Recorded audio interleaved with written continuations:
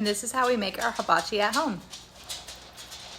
So here's all the seasoning and sauces that we use for this recipe. At the very end, we do use some teriyaki. It's just great value kind. Jacob starts off by seasoning the chicken. Make sure you season it on both sides. He seasons it with the meat church seasoning. That's his favorite. He uses it on everything. Our favorite meat to use for homemade hibachi is boneless, skinless chicken thighs. They just turn out so tender and juicy every single time. They're perfect. After seasoning them, he tosses them in the bag, and that's when he pours all the liquids in. I'm going to be honest with you guys, we both do not measure anything, so I'm leaving in like the full video of how long and how much he poured for each of these, because you guys are going to have to use your best judgment, because that's what we do. But I'm letting you guys see how much he actually uses. This is just to marinate them. So after he puts all the sauces in, he adds a little bit more of the seasoning, and then he mixes it all up and seals the bag and puts it in the fridge. I think we left it in the fridge for probably 2 hours. Honestly, you could do this the night before if you wanted. It really doesn't matter, just like at least an hour, he says. And then after the chicken is marinated, you want to transfer it over to a smoker safe dish. So you guys can use whatever you want.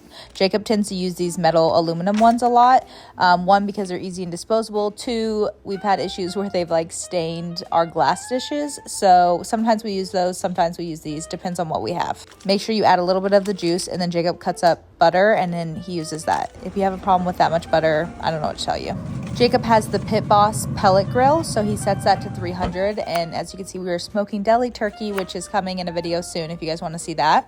The chicken usually takes about 45 minutes to an hour-ish. He has a thermometer that he checks and makes sure that it's at the right temperature before he takes it off. And then you just want to prep all your veggies. We typically use zucchini, onion, broccoli, and carrot. This time we got a little lazy and we did use fresh zucchini, but we used a frozen, like pre-prepped bag of veggies, and there was cauliflower in it, and I really didn't like that. But other than that, it was really good. But really, you can use whatever kind of veggies you like and what you have on hand. Jacob and I love egg in our fried rice, so of course we had to have that. And then, so we just took it out to the Blackstone. This is the pre-prepped rice. If you guys saw from part 1, I kept it in the fridge overnight.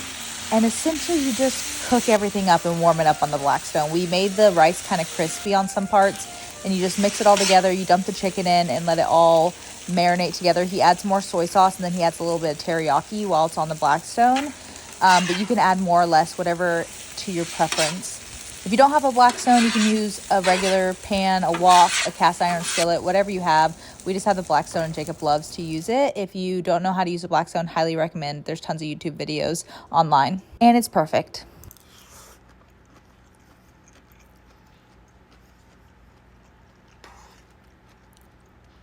It's gonna hit every time.